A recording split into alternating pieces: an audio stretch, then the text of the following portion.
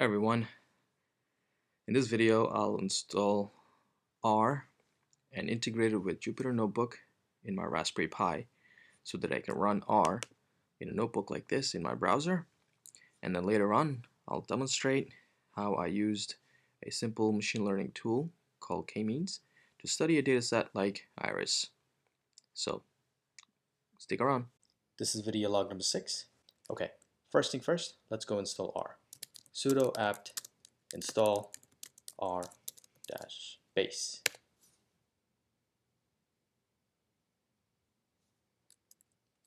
I'll allow it.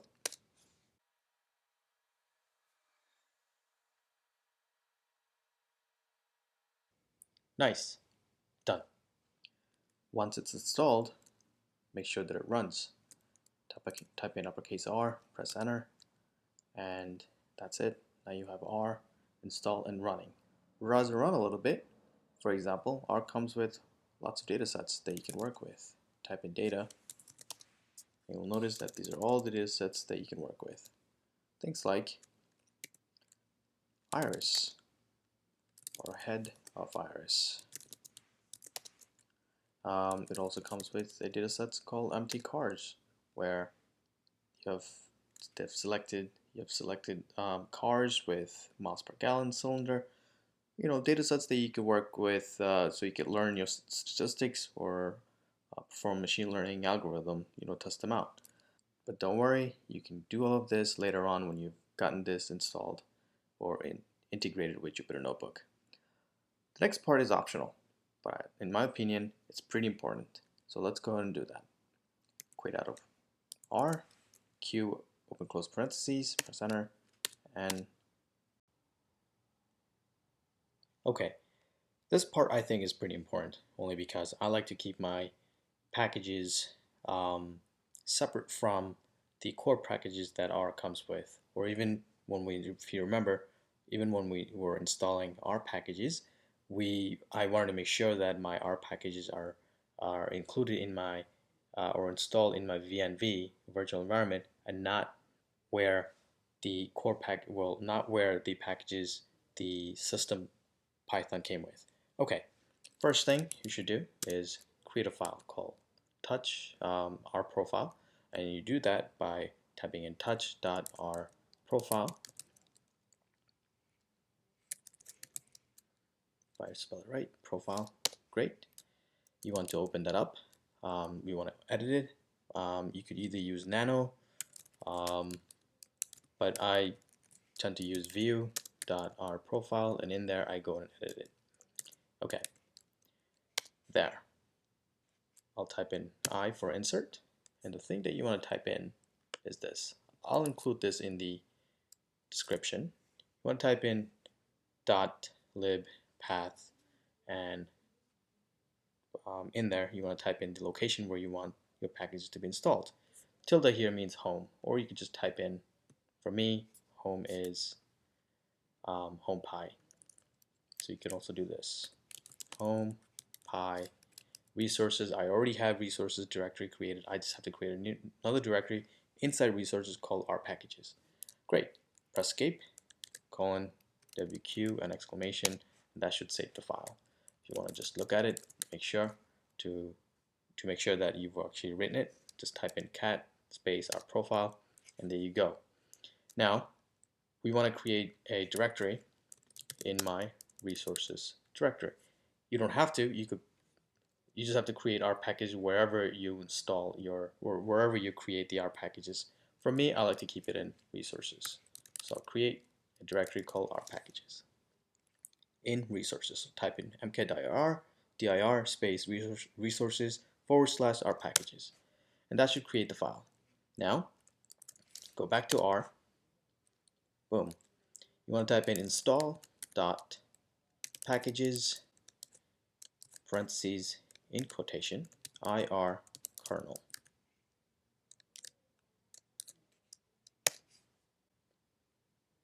And there you go. It says installing packages into home pi resources R packages.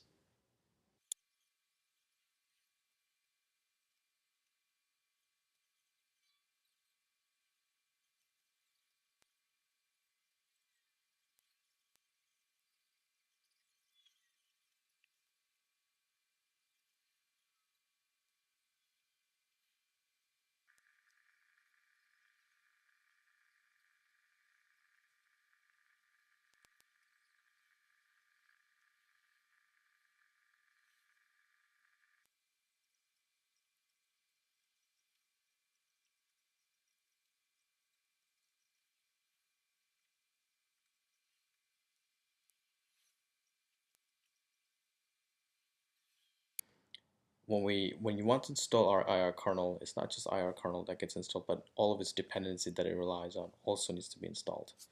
Okay, to finish this up, all you have to do is run this piece of code within R. You're basically saying IRkernel install the spec for Jupyter Notebook. Press enter.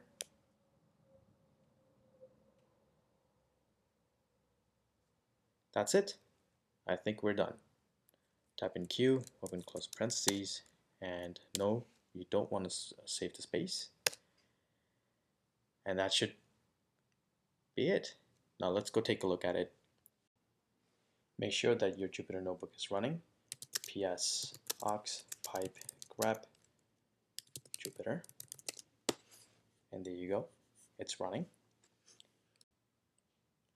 Open your browser and point your browser to your Jupyter Notebook, the port number. And there you go. Jupyter Notebook is open. And when you go to create a new kernel or start a new kernel, you'll now have option to select either from Python 3 or R. Click on R. There you have it. You have now successfully installed, configured R to run through Jupyter Notebook. All right, so if this is all you're looking for, cool. I hope this helps. And if you'd like to, stick around and watch the rest of the video where I do a demonstration on a rudimentary introduction to machine learning over a dataset, the dataset which is pretty famous, called Iris. Iris is a flower.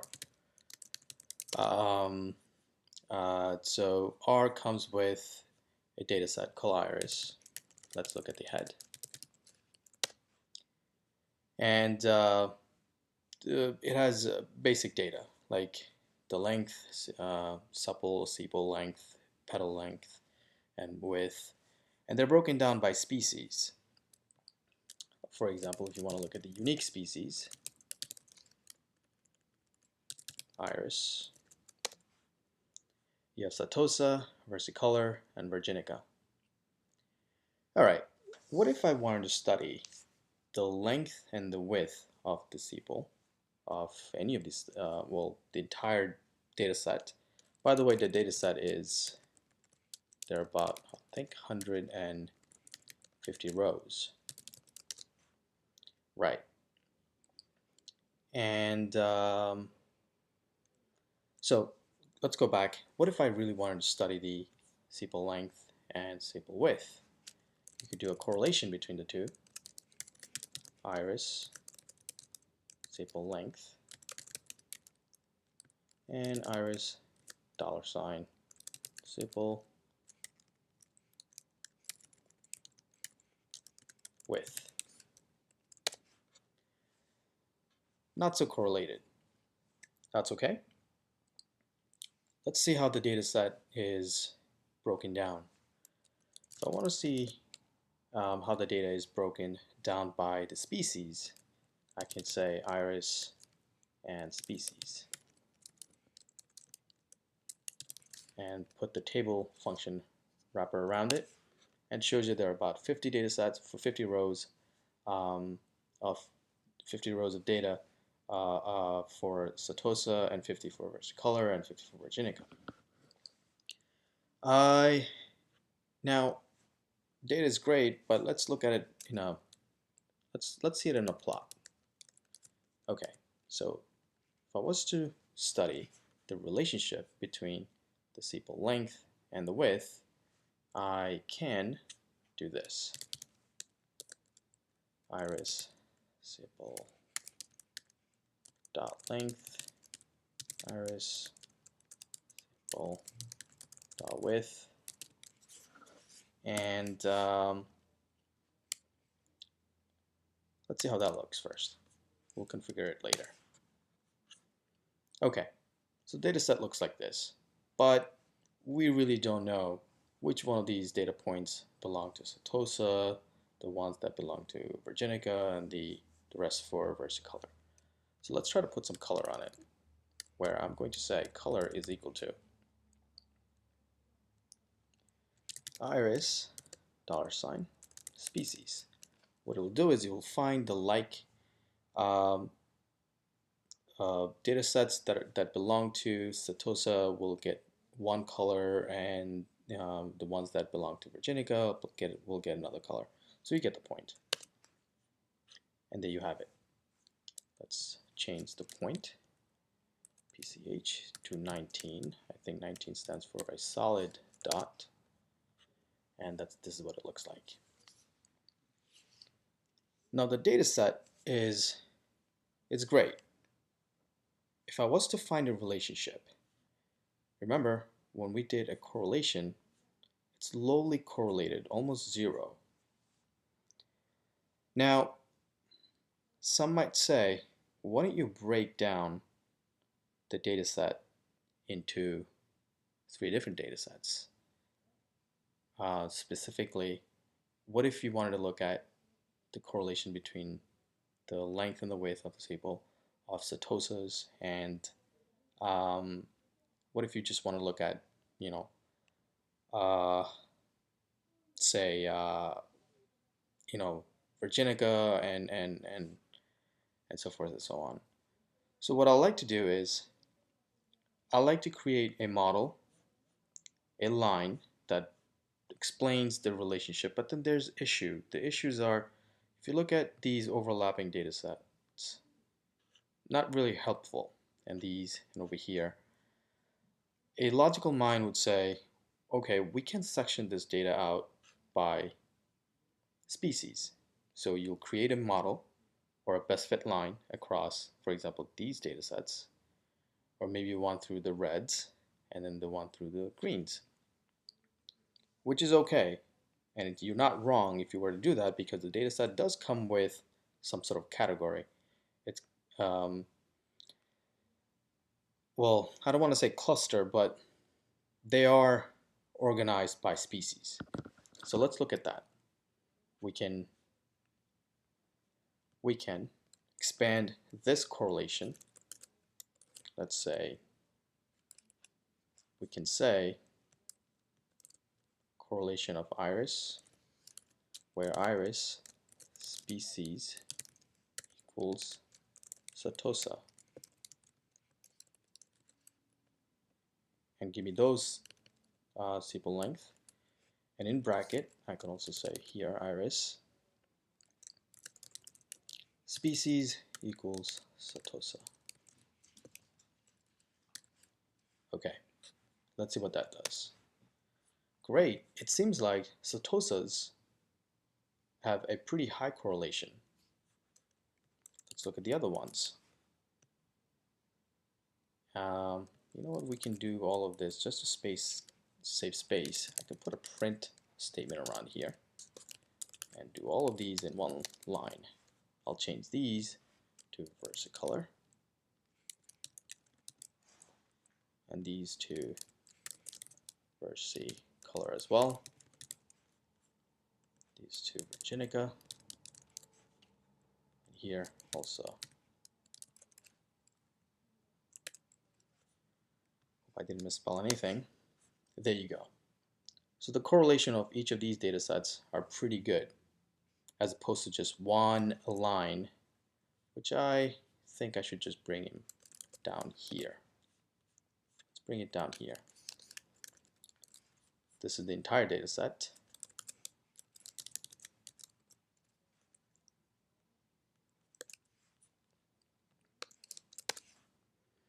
Okay. Now, this is good. However, I can probably, from this correlation of 0.74, I can say that these are probably Setosas, but these two, I have no clue which ones they are. Are they reds? Are they Virginica, greens, or are they reds? So let's try to make this plot a little bit more manageable so we can understand them. Okay. So first what I'll do is I'll create one for Setosas. We could probably copy these from here to here and replace this with, because I just want to plot Setosas right now. And I want the color, remember, the colors were chosen, but I want to control it right now. I want to say these gotta be black. Okay, I know that PCH is going to be 19 still. And let's put that above there. I want the X label to be, remember my X is, this is a two-dimensional data, right? The X and Y. X is going to be length. I'll call it, sorry, these are sepal length. And Y label are sepal width. Let's put limits on them. My X limits are going to be, the reason I'm doing this is because I want the entire data set's mins and max. So I know X is going to be the length, so I want the minimum of iris datasets sepal dot length, comma, I also want the max of iris sepal dot width. In fact, I also want the Y limit too. And those are gonna be, I'm gonna copy the first so I don't have to retype. So I have to change some of the parameters. And it's going to go from the minimum of the width of the sepal and the maximum of, sorry, this has to be length. Messed that up. Okay, there, that's good. So the X limits are going to be the minimum of the length and the maximum of the length, and Y limit are going to be the same. Let's see how that looks like. Okay, so we were able to section out just setoses. Great. Let's add some points. And in here, what I'll do is copy these, my X and Y's, and change the setoses to versicolor.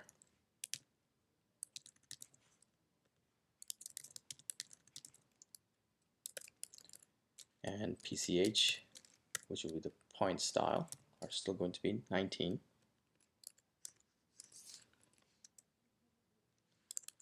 And copy that again and turn this into Virginica.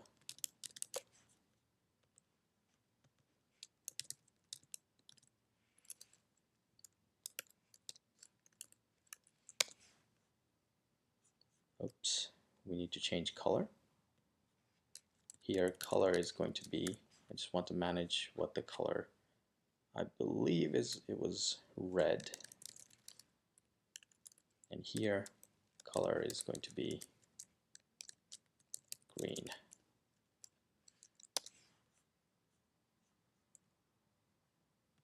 Sorry, C for color. Oh, it's COL for color. And let's add a legend. Now I can never remember what the parameters are, so I had it copied. It's going to be legend, place top right, legends. The legends are going.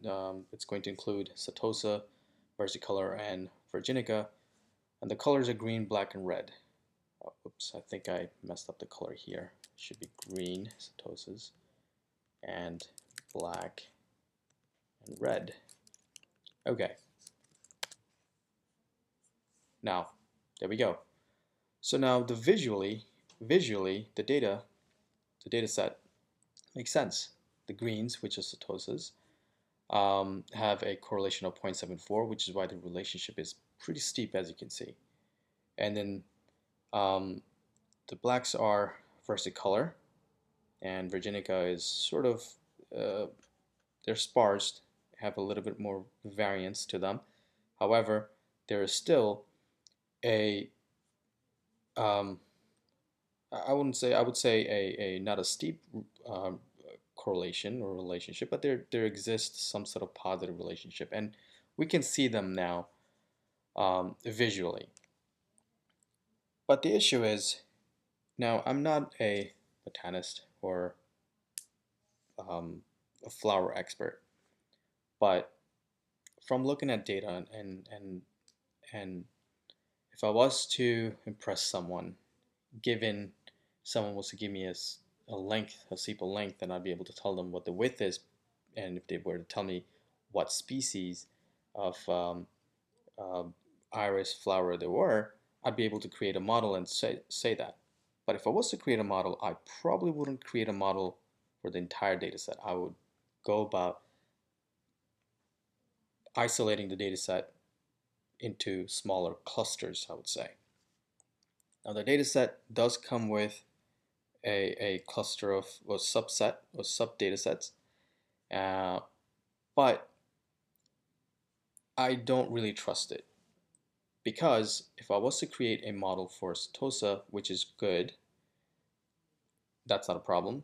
Maybe I would say, you know what, I should probably create one model, a linear model that explains all of this data. But what if I was pressured to create three different models? And I have, I'll find it a little bit more troublesome to do so if I was to go with the data set like this. Now what I want to do is I want to come up with a different type of cluster, and I want the machine or the computer to be able to figure this out on their own without any supervision. And this is where we called a unsupervised learning method. It's a subset of many statistical learning methods. Specifically, it's called k-means. Okay, so let's look at k-means. In R, k-means is fairly simple. You don't have to load any packages or anything like that. It comes pre-built. So I'm going to type in iris.k-means. This is my variable. And it's simply, and I'll go, it's simply, it's k-means, type in what you want. I'll get into k-means, what k-means is, and I'll delve deeper into the algorithm behind this clustering method, or this clustering algorithm called k-means, in another video. But for this video, I like to keep it short, and so let's just see what it looks like. So k-means and what you want to find, and I want to find basically cluster of data set, or from a data set I want to find different clusters where maybe machine can figure out a different way of grouping them. So it's going to be iris, it's comma, and my columns are going to be in sepal dot length and sepal dot width. Okay, and the maximum number of clusters I want is 3. And let's look at what we got from k-means. It says that it was able to find clusters, and instead of, if you remember, the data came with different groupings, right? And they were equally grouped at 50 per species, whereas k-means, this method was able to group 47 of them in one group, and then 53 in another group, and 50 in another. Now, it gave me the vector, meaning, and it's in the same order that we fed the data, and looks like Setosas are going to be in one group, and then we have a mixture of clusters, but when we plot them, we're going to be able to see it. Okay, so let's plot this. I'm going to go and copy this here.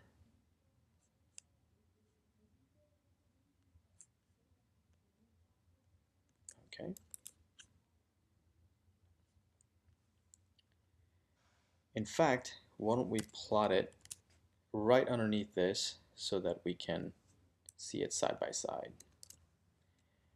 And I don't want any of these All right. In fact, I don't want any of these. I just want to say plot sepal length and the width of iris. And I just want to make sure that PCH is 19. And then I'll let the computer figure out what the color should be based on iris's k-means. I believe is cluster, right? Cluster. And there you go. Well, it sort of flipped the color on me, but let's try to add some points. Points iris dot k-means dot centers, where the center of the data set should be. And this we got from running the clustering algorithm. Number 3 found that the mean length of all of that data in that data set is 5 and the width is 3.4. Now let's look at it when we plot it. And PCH, I'm going to say, I don't know, 4 or 5, maybe give it a different look. CEX is going to be 1.5 maybe. And color is going to be, sorry, a different color so that we can see. Ooh, barely see it. LWD is equal to maybe 3. Let's make it big. There. Pretty cool, huh? So this clustering method saw that, okay, let's change the color just a little bit so that we get, let's change the color of versicolor and virginica so that we can, let's make this red, let's make this black, okay, red so that we can follow through. Okay, so all right, so basically I just changed the color so that we can study the data a little bit better and match it with, or compare it with the colors we got from the k-means algorithm.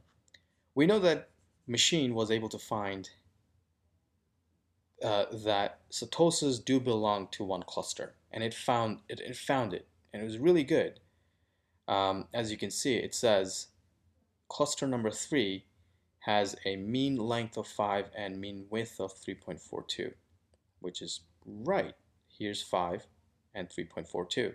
It says that these data, right, that this set of data belongs to one cluster.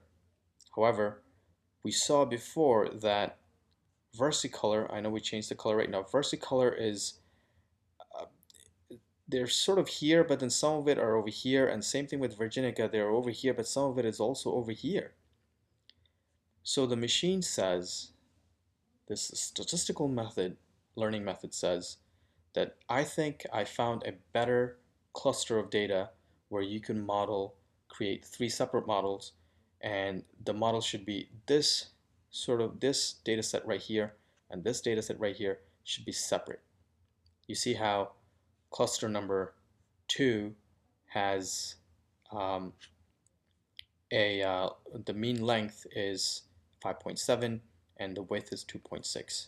Right here, 5.7, 2.6, and the data set, including this red all the way over here, should be at cluster number 2, and this is obviously cluster number 1.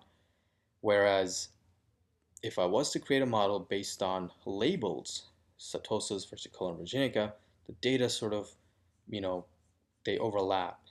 So there you have it. This is a rudimentary intro, you would say, to unsupervised learning method in the world of machine learning methods, how you can study your data set and find similarities or dissimilarities in your data set.